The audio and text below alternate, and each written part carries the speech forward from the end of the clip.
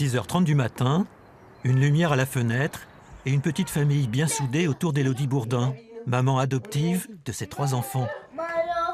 Petit déjeuner maison pour tout le monde, c'est l'un des moments de partage de la journée. La vie, elle est chouette. Elle est tôt, elle est planifiée, elle est organisée, mais elle est chouette parce qu'on est dans l'essentiel.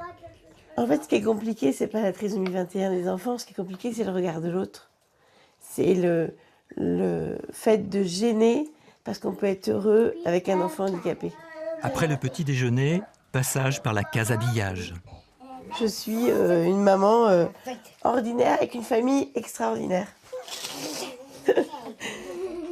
C'est de l'organisation, c'est de la patience beaucoup parce qu'on n'apprend pas en un mois à mettre un pantalon comme un enfant de 3 ans.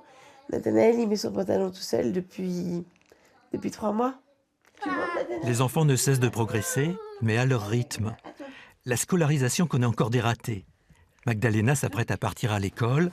50 minutes de trajet vers le centre-ville de Nantes, faute d'une classe spécialisée près de chez elle. Oh bah si tu vas, allez. Bonne journée. C'est encore difficile pour Magdalena de partir la première de la famille le matin et assez tôt. Donc je suis toujours jusqu'au bout du taxi et du rond-point pour qu'elle comprenne que on est là au bout et que ce soir quand elle va revenir, je vais être aussi là. Il y a 3 ans, Élodie Bourdin crée l'association Rien qu'un chromosome en plus. L'objectif, c'est de se retrouver en famille pour aider les parents dans leur démarche et les résistances qu'elles rencontrent. Bataille administrative, la lourdeur des demandes, des dossiers de demande, là où effectivement l'association va pouvoir donner un coup de main, penser à telle ou telle astuce, parce que effectivement les dossiers sont extrêmement techniques. Il y a aussi aller bousculer un petit peu les services médicaux et les services de l'éducation.